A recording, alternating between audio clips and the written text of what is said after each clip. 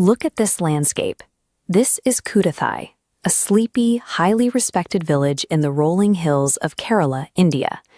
It's the kind of place where everyone knows their neighbors, and families live in quiet prosperity for generations.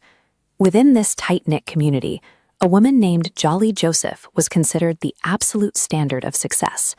She was a pious, soft-spoken daughter-in-law, and she commanded deep respect because she claimed to hold a master's degree and work as a professor at the prestigious National Institute of Technology in Calicut. But starting in 2002, a bizarre 14-year curse seemed to fall over Jolly's extended family. One by one, 6 otherwise healthy relatives suddenly collapsed, foamed at the mouth, and died. Because of the family's stature, the local doctors and community dismissed every single death as a tragic heart attack. As the bodies piled up, Jolly emerged as the sole grieving survivor. While her neighbors offered their condolences, she quietly assumed control over the family's extensive properties, bank accounts, and legacy. Nobody questioned her.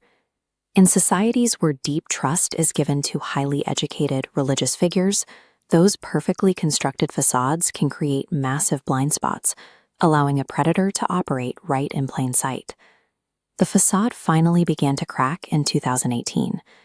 The siblings of Jolly's late husband Roy, Rojo and Renji, noticed Jolly's absolute grip on their family's finances and grew suspicious when she refused to share any property documents.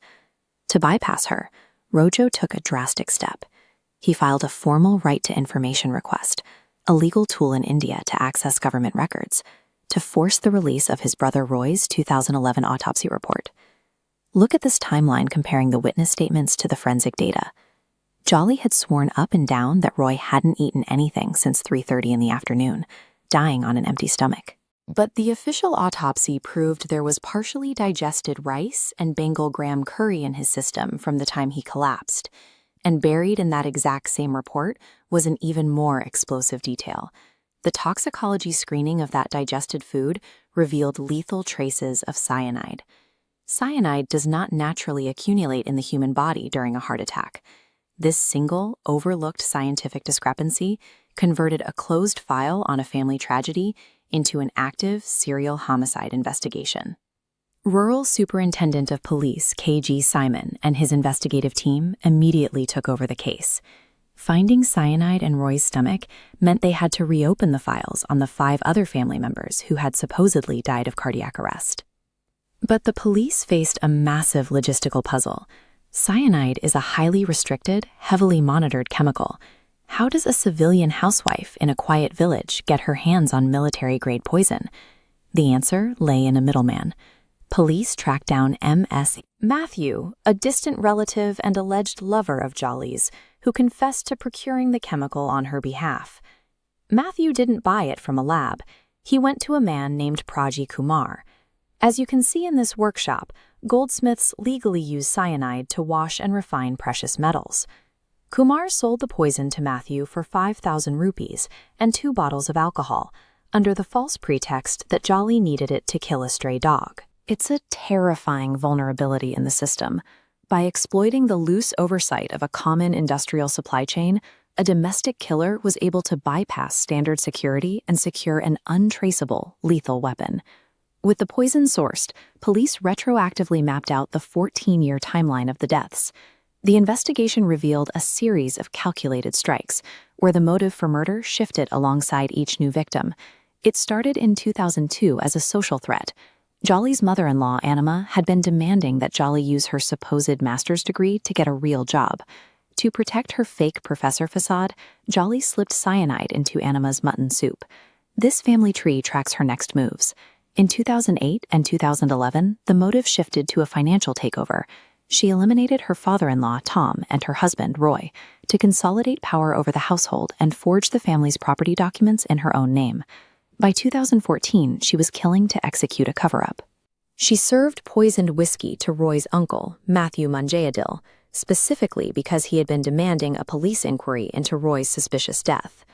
But her darkest acts were driven by a desire for a clean slate. In 2014 and 2016, she poisoned the daily meal of a 2-year-old toddler and later gave a lethal capsule to the child's mother. She wiped out an innocent family simply to clear the path so she could marry the surviving husband.